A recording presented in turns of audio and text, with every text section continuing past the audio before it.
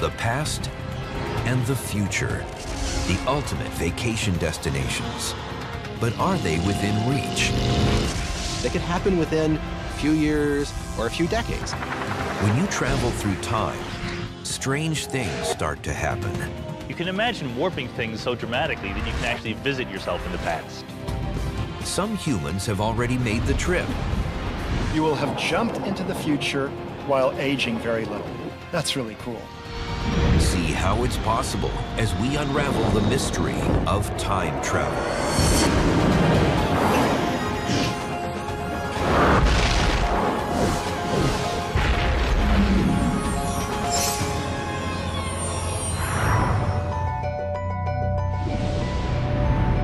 Of all the riddles of the universe, time travel may be the most perplexing. Time itself has a lot of fascination for us, and so we end up thinking of ways of cheating time and things like that, going back in time, changing things. Time travel could involve going back in time or speeding into the future. But for the moment, every one of us is frozen in the present.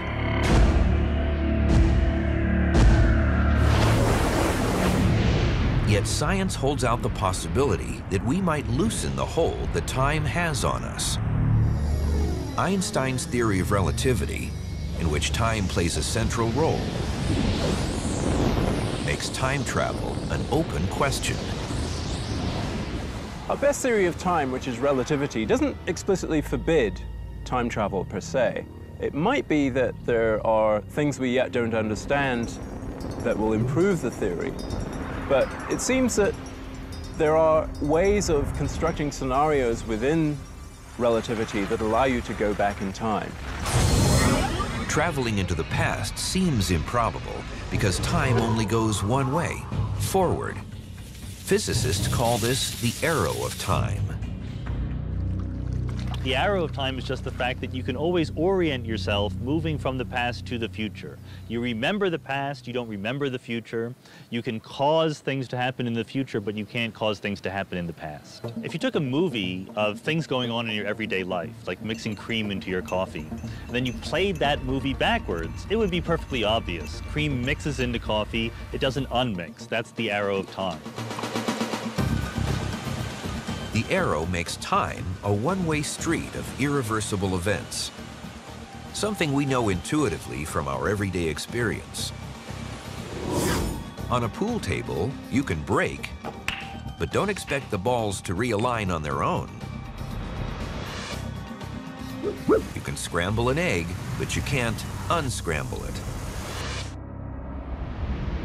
The reason why time has an arrow is a fundamental law of physics that says all things in the universe move from orderly states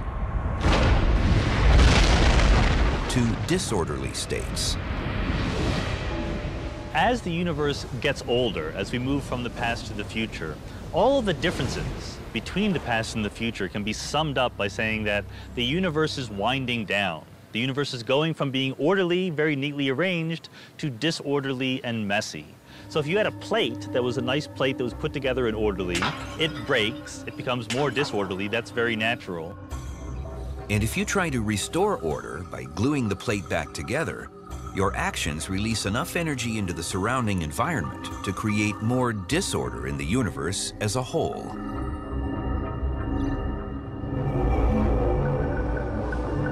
But the arrow of time can be bent in extreme conditions. It all goes back to Einstein's theory of relativity. Einstein showed that the gravity of massive objects like planets, stars, black holes can actually cause space itself to bend. More amazing than that, he showed that space and time are actually linked into a single something he called space-time. This means that whenever space is warped, so is time. And nothing in the universe can bend space-time more than the supergravity of a black hole. So you can imagine the gravitational field is so strong that space and time curl back on themselves. And you can start at one point, go forward in time, and come back at the point that you left. When the arrow of time bends around to meet its tail, it creates an endless loop in which the same events happen over and over. So if this is time curling back on itself, and the universe just repeats itself over and over again, every moment in time would just repeat an infinite number of times. An endless loop would become pretty frustrating for anyone. But suppose a time traveler can land in the past without the constant repetition. In that case, there are other roadblocks. The most perplexing are the inconsistencies or paradoxes that pop up when we start meddling with the past. A famous example of the kind of inconsistency you can get with time travel is called the grandfather paradox. And this is where someone goes back to the time of, for example, their grandfather. So imagine that I go back in time with a time machine and meet my grandfather in 1937. He's just about to go on a blind date with my grandmother. They've never met before. But actually, I convince him not to go on that date. He's actually interested in the races, and so I tell him that there's an exciting race with Seabiscuit that's coming up at the Santa Anita track. And so we go off together to that race. He never meets my grandmother. So what happens to me? How is it possible that I could have been born and then been able to go back in time, meet him, and stop myself from being born? So there's an example of an inconsistency. It's a loop in time that really doesn't make sense. But if time travel is possible, nature must have a way around the contradiction. One thing that physicists are quite certain of is that the universe ultimately makes sense. In all of physics and all of science more generally, consistency, self-consistency, common sense, if you like, is something that is a fundamental principle. Physicists have come up with at least 3 ways that nature might act to prevent time travel paradoxes. The first is simple. Nature prevents paradoxes by making time travel into the past impossible. In other words, it can't be done. A different alternative is the strange idea of multiple universes. One way of dealing with travel back in time is to say that you actually enter a different parallel universe after having made the journey back in time. So you don't affect the history of the universe from which you came. In effect, anything that can happen will happen. But the way it happens is by entering a parallel universe. Pretty bizarre thought. A third solution to the paradox problem is the notion that if time travel is possible, you just won't be able to change the past when you get there.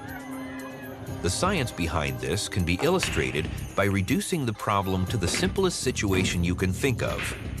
For example, balls on a pool table. Let's set up a pool table that's like a time machine. If a ball enters one pocket, it travels through a wormhole and can exit another pocket before it entered the first pocket. So it's a time machine. So now suppose the ball really does go through the first pocket, emerges before it entered, and then hits itself before it entered the first pocket. That would deflect it, preventing it from entering the first pocket, and thus preventing it from having exited the second pocket and done the deflection in the first place. So it's a paradox. However, the idea of self-consistent solutions gives us a way out of this paradox. Suppose that the ball exiting the second pocket can only hit itself in such a way as to deflect it into the first pocket. Then the whole loop is self-consistent. There's no paradox. We think that nature always somehow manages to choose the solution that provides self-consistency. In other words, you always get a solution that does not produce a paradox. If that's the case, and Clifford Johnson were able to travel to the year 1937, he might be able to meet his grandfather. But despite his best efforts, nothing he does would alter the fact that somehow his grandfather will meet his grandmother to allow Clifford to be born. One way or another, the universe will prevent him from changing history. But we don't have to worry about paradoxes when we travel forward, taking the arrow of time into the future. Traveling forward in time is the easiest thing in the world. Every minute, you move 1 minute forward in time. One thing we can do to change how we move forward in time relative to each other is to actually move at different velocities compared to each other. A time machine that takes us into the future is based on Einstein's discovery about time and speed. The faster you move in space, time, for you, slows down as compared to people standing still. And as mind-bending as this seems, it's actually been proven by experiments.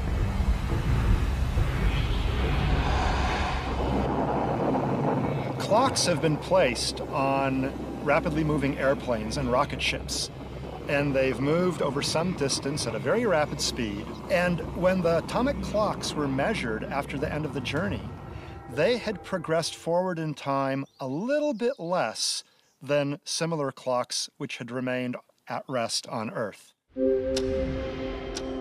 The effect is called time dilation, and we can use it to travel into the future. In fact, it's already been done.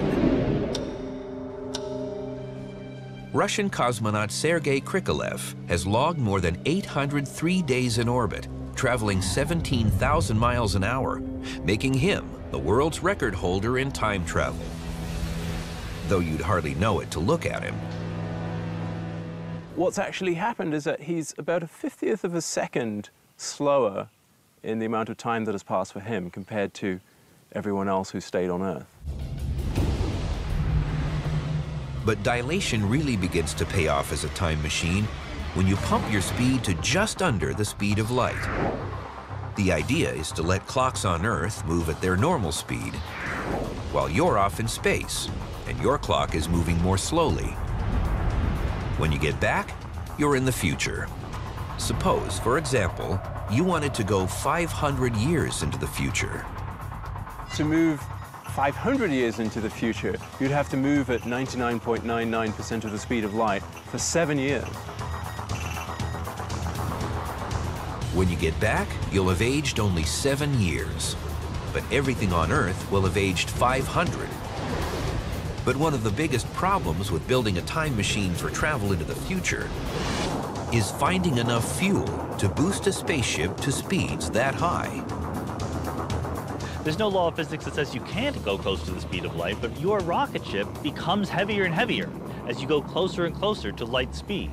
So you require more and more fuel to accelerate you smaller and smaller amounts. And you need more than an infinite amount of energy to actually break the light speed barrier. But high speed isn't the only way to zip into the future. Einstein's theory of relativity says high gravity also slows down your clock. The kind of gravity you might find near a black hole.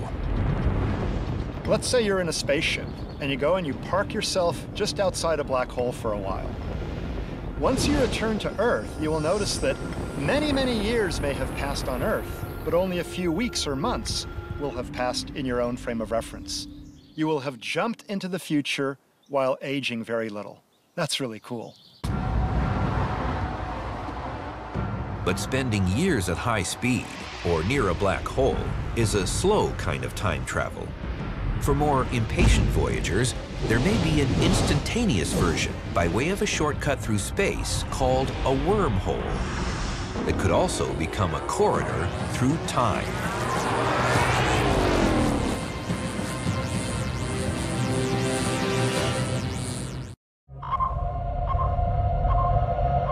To conquer time travel, we have to tread a long path that takes us through bizarre theories and incredibly complex technology toward a goal that will one day make starships into time machines. Starships, in fact, may be our best bet. We shoot off in a rocket ship at super speed and let our own time slow down. while the rest of the world moves on. We have a vested interest in these kinds of adventures. The high speeds that result in time travel are also our only way of smashing a time barrier that keeps us from traveling to the stars, because the distances are so huge. We would really like to be able to traverse giant distances in a short amount of time in order to explore the universe on a human timescale.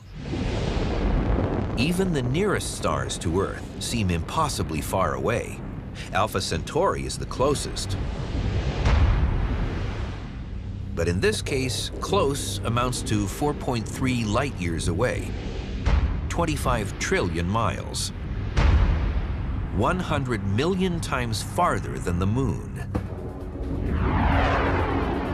Today's speediest rockets would need 80,000 years to get there, so the challenge is to get there faster.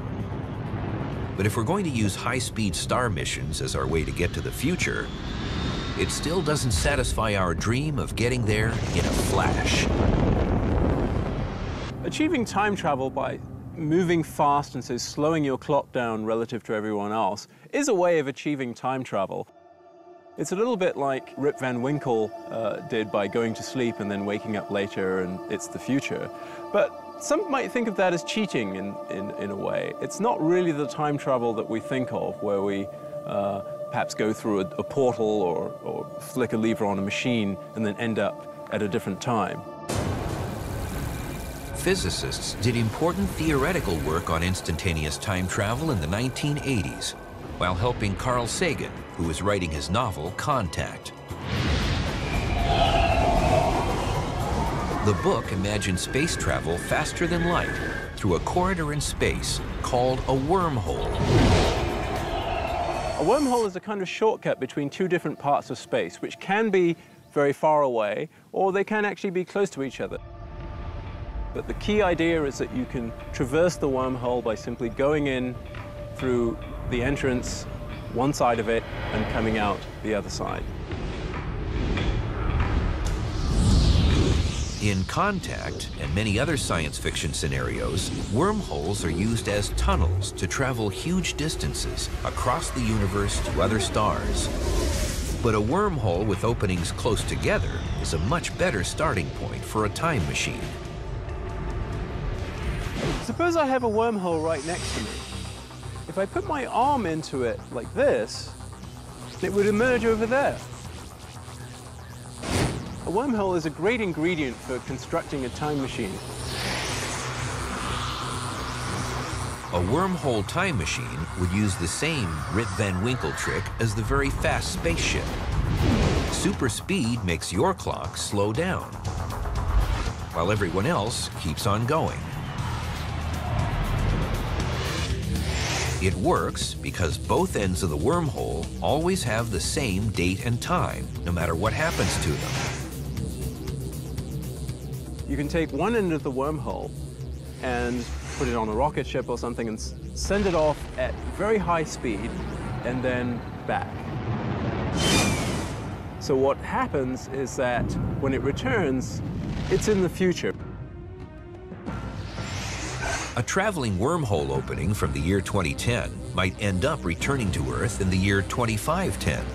Because its clock was so slow, it aged very little, while the rest of the world aged 500 years. So now if I walk into the end of the wormhole that's in the past, the end that didn't go on the rocket ship, I can come out the other end and I'd be in the future. Although each step of this scenario might be really hard to achieve with any technology we can imagine, it's all internally consistent in the laws of gravity and space and time that we understand so far. So that wormhole time machine is, we would say, a consistent solution of the equations of space and time. The wormhole time machine would work in reverse, too, making time travel theoretically possible from the future back into the past, where you started.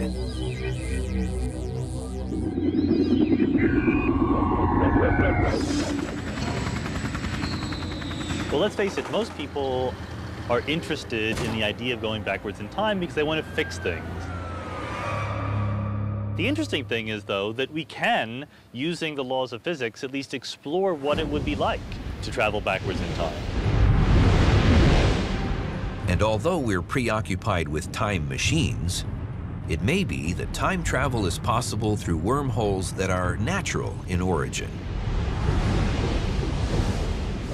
Another possibility, if we can't make time machines, is that maybe nature has already made them, and we just have to discover them. What could have happened is that in the very early universe, the nature of space and time was already twisted up in such a way that some of that got frozen in, leaving time loops that we might be able to use as time machines sometime in the future. So it's an interesting possibility that we don't actually have to create these things. But what if we are left to our own resources? Can we build a time machine at all? If theory says a wormhole is the way to go, then what does it take to make one? Wormholes are speculative ideas. We can write down the equations that describe them. We don't expect to bump into one in astronomy or anything like that, but we could be surprised. Where we do expect wormholes to exist is at the sub-microscopic level, where space and time are fluctuating wildly. So what people imagine is somehow capturing a microscopic wormhole and growing it to a larger size. We don't know if that's possible. We have no idea how to do that, but that's probably what it would take if you wanted a big-sized wormhole. The technology we need to manipulate a wormhole may seem impossibly remote. But for those willing to let their imaginations roam, there's a glimmer of hope in at least one place. It's where space, time, the nature of existence itself meet in head-on collisions inside the biggest, most complex machine ever created by man.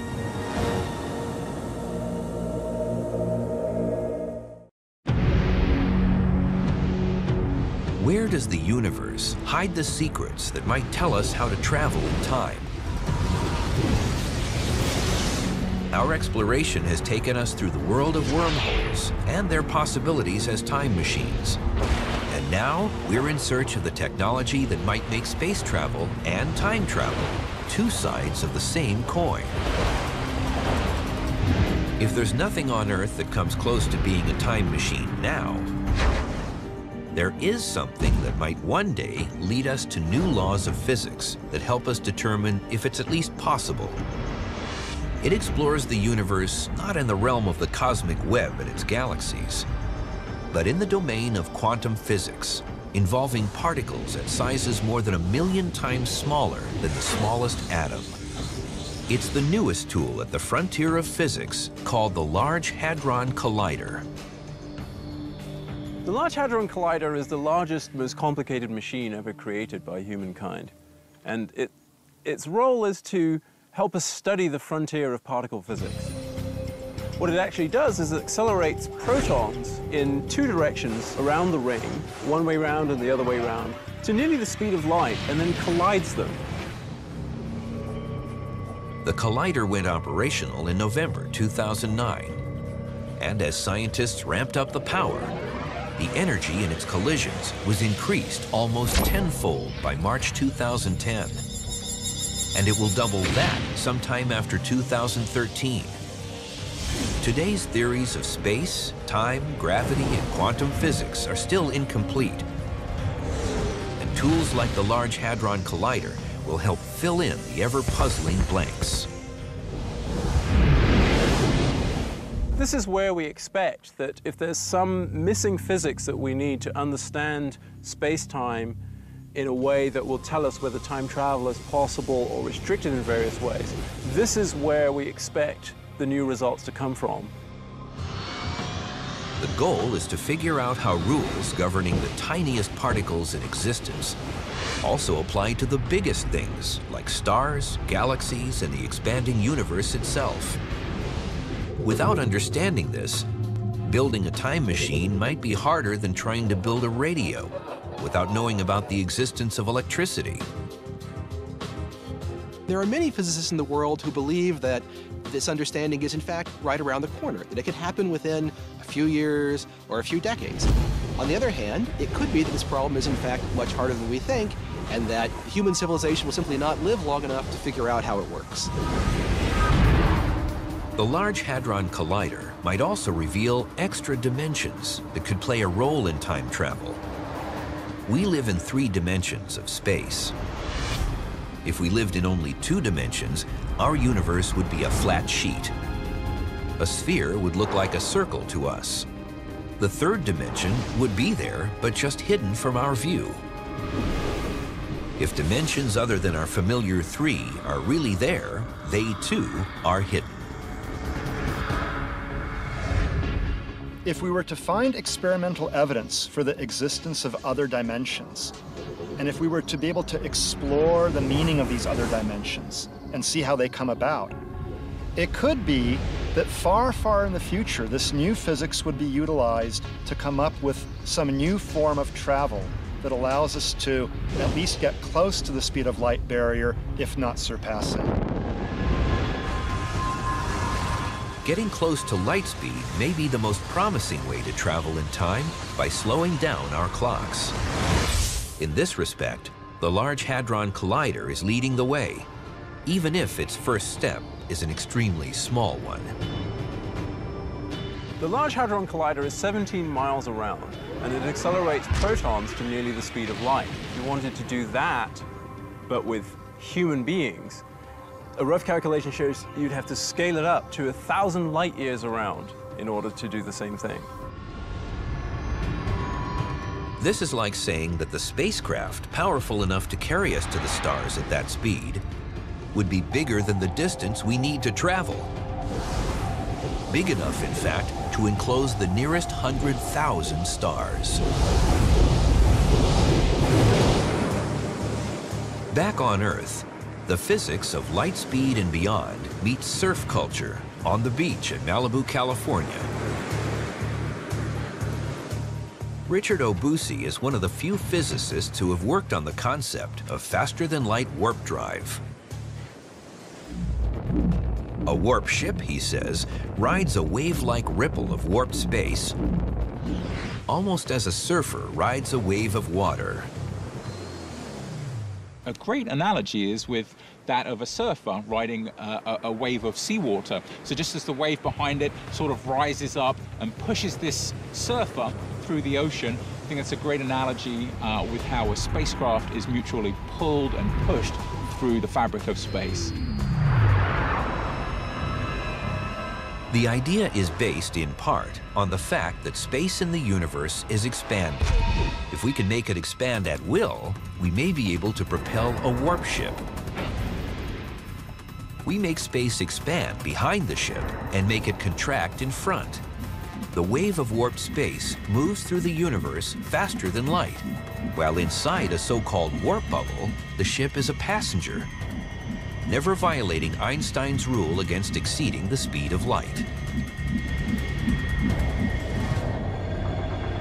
While warp drive is mostly science fiction at this point, there is some physics behind it. Mexican physicist Miguel Alcubierre worked out the complex math to support it in 1994. Unfortunately, there's nothing in the math that tells us how to do it.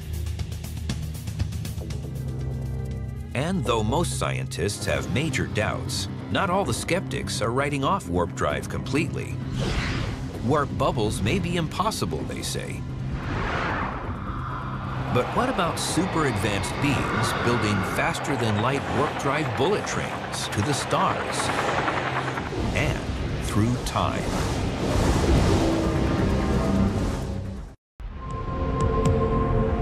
In searching for the secrets of time travel, we inevitably meet the idea of warp drive or other strategies for traveling faster than light. It's the most sought-after solution to the dream of star travel and potentially turning any spaceship into a time machine.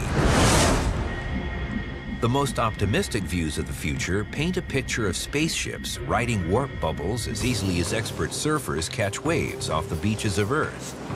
But even optimistic physicists must face some harsh realities.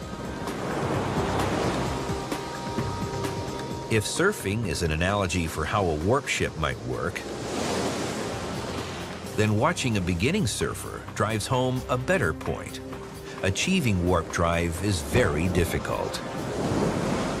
This morning, I had my first surfing lesson and had this idea that in some sense we were going to be able to manipulate in some sense nature, and that I was going to be able to ride this wave, and it was going to carry me at great velocities across the ocean. But the reality is that the ocean manipulated me. It was far harder to control than I originally anticipated.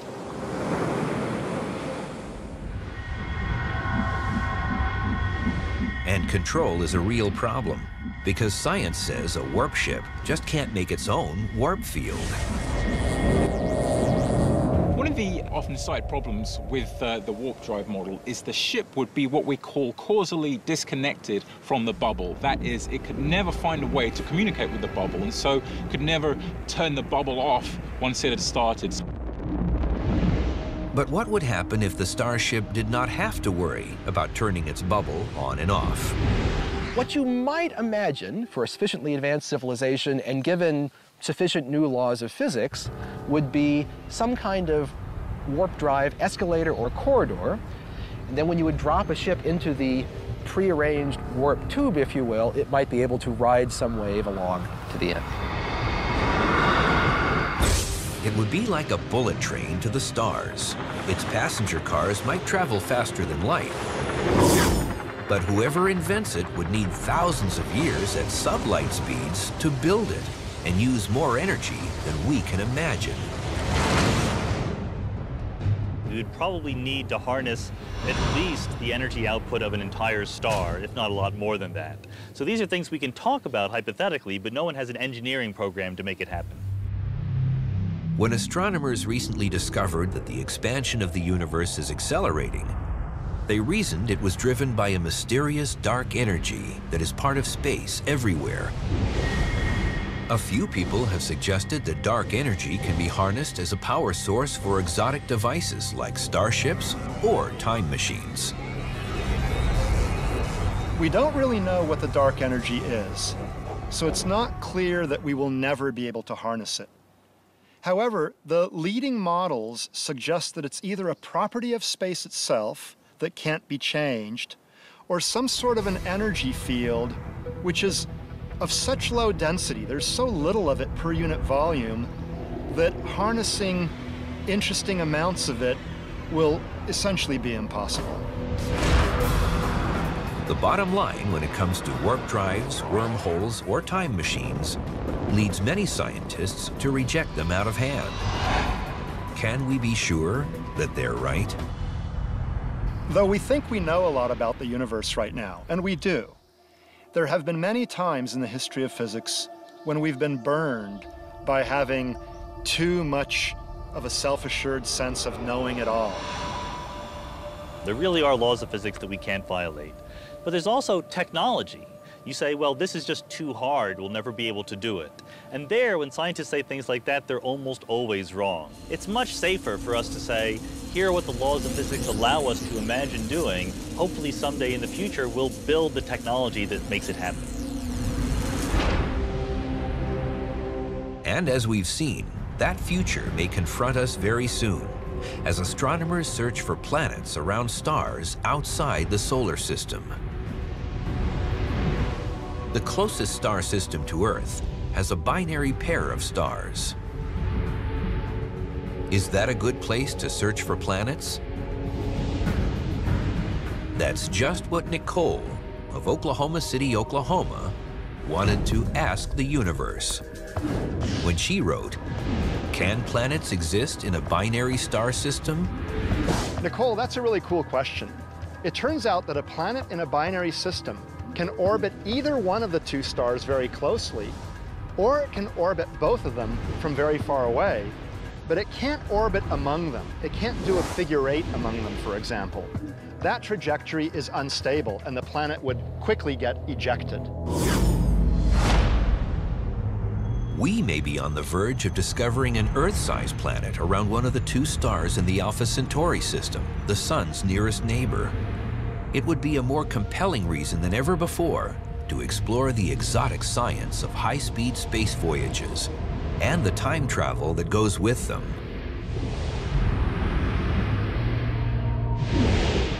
Alpha Centauri is very exciting because it now appears from a variety of different computer simulations that it's quite possible that there could be terrestrial mass planets orbiting both components of the Alpha Centauri binary system. Alpha Centauri A and B are so distant they look like a single star from Earth. But they're actually a binary pair.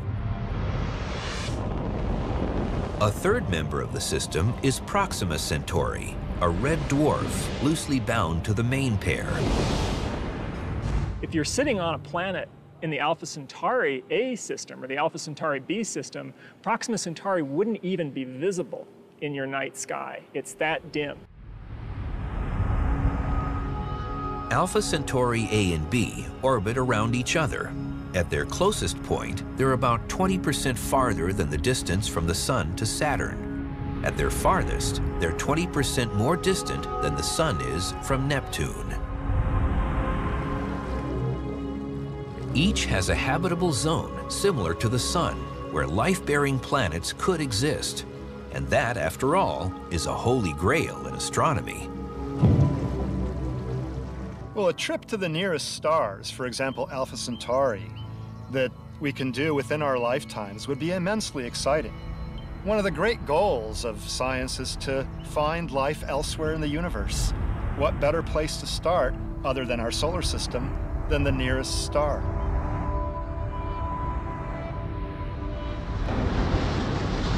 But now, space travel becomes time travel, as we set our sights on a mission that can be done under the laws of physics we know now. A mission that can cross more than 4 light years of space in just 45 days.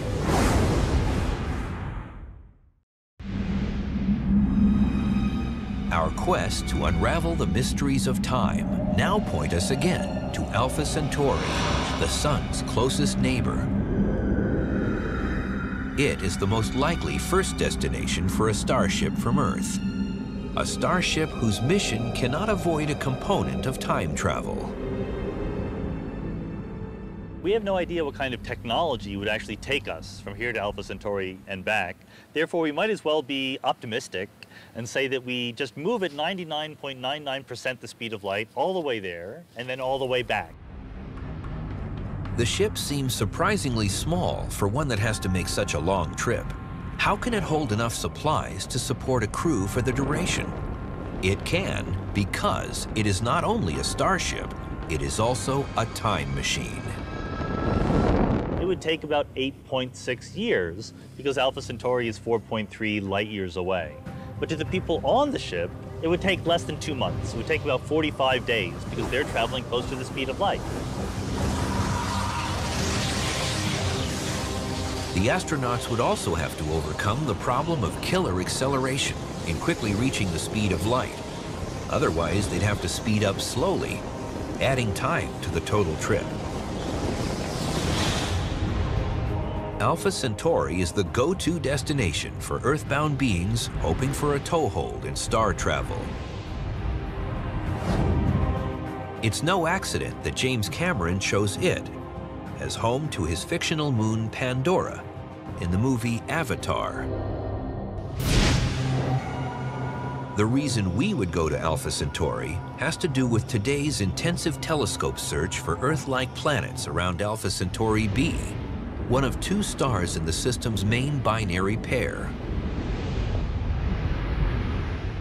Alpha Centauri B, it turns out, is by far the best star in the entire sky for searching for low-mass Earth-like planets. But to carry out that kind of search requires a very dedicated effort. It's not something that you can accomplish in a few nights at a telescope. It's hard enough to separate the 2 main stars of Alpha Centauri in a space photograph. Trying to see an Earth-sized planet around one of them is, at the moment, impossible. The best shot we have is to find the planet by the wobble method, detecting a star's subtle back and forth motion caused by the tiny gravitational tug any planet would have on it. Like time travel, it seems almost undoable. The back and forth wobble that we need to detect is incredibly small. I'm here at the Rose Bowl, and if the Rose Bowl were the size of Alpha Centauri, then the amount of wobble that we need to detect is about this much, about 3.3 inches. And we need to detect that from 4.3 million miles away.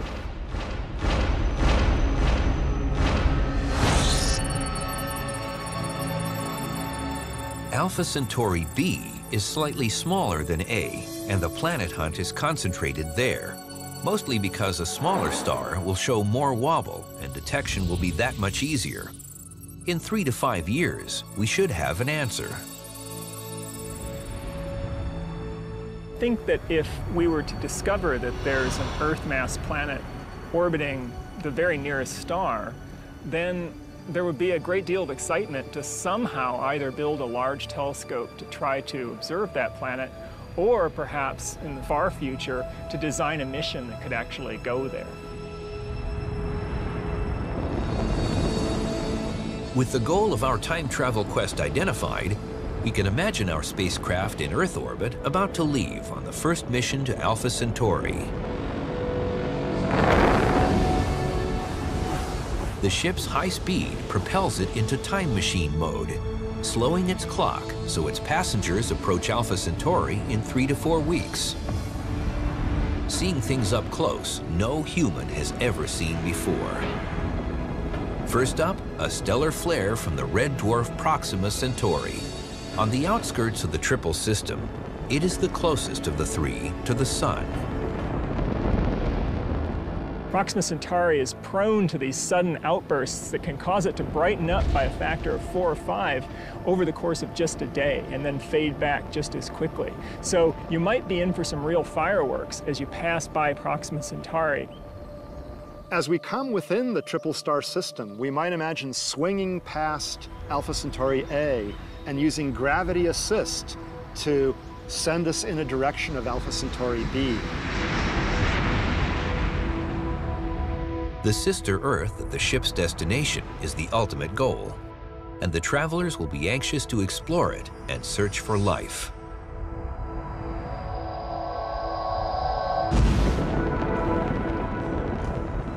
Although the trip has taken little more than a few months for the travelers, the high speed will slow down their clocks so much that when they return, nearly a decade will have passed on Earth. The realization of star travel at high speed is a dream for the far future.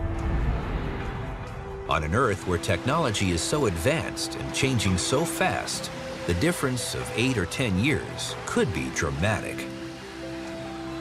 This kind of time travel may become routine to a new generation of star travelers. Taking mankind on the next giant leap in its epic journey through the universe.